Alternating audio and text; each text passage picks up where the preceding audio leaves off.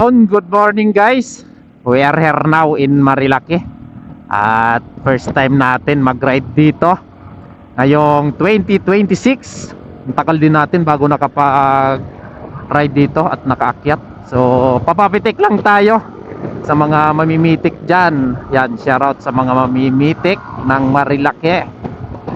Ang bilis nung kasama ko Yan, shoutout nga pala kay Ariel Balite ng Court Style Apparel. Yan, kinuha natin sa kanya yung ating riding jersey. Yan, ito yung suot-suot ko. Ito yung gawa niya. Kulay pula yung pinagawa ko sa kanya kasi yung motor ko is kulay pula yung Honda Beat, pero nasanay kasi ako sa kulay pula na kulay.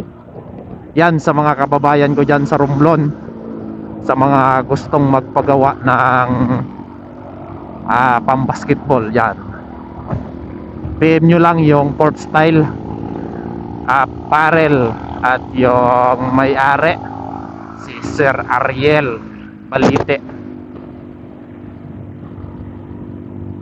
Sarap ibangking. Yon, gamit natin ngayon na is yung Gixxer SF 155 from Suzuki.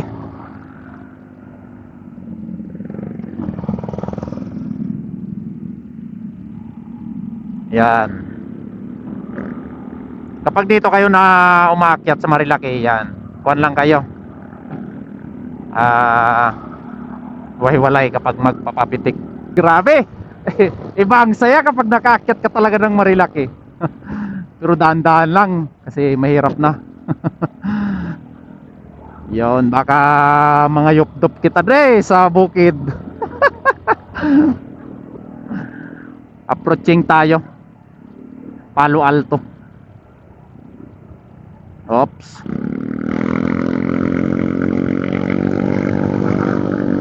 Sige.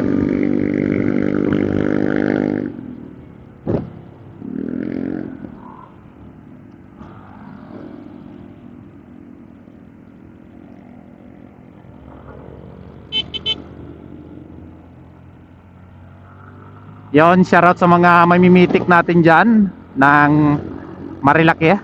Maraming salamat dahil sa inyong mga obra at sa inyong mga pitik. Meron tayong magagandang pang wallpaper, mga remembrance ba kapag umaakyat kayo ng bukid. Yan, shoutout sa inyo, mga kasamahan natin dyan dati. Sila Pitik, yung mga Pitik Hero Squad, sila King Jake. Yan, marami pang iba sa magagandang pitik nila.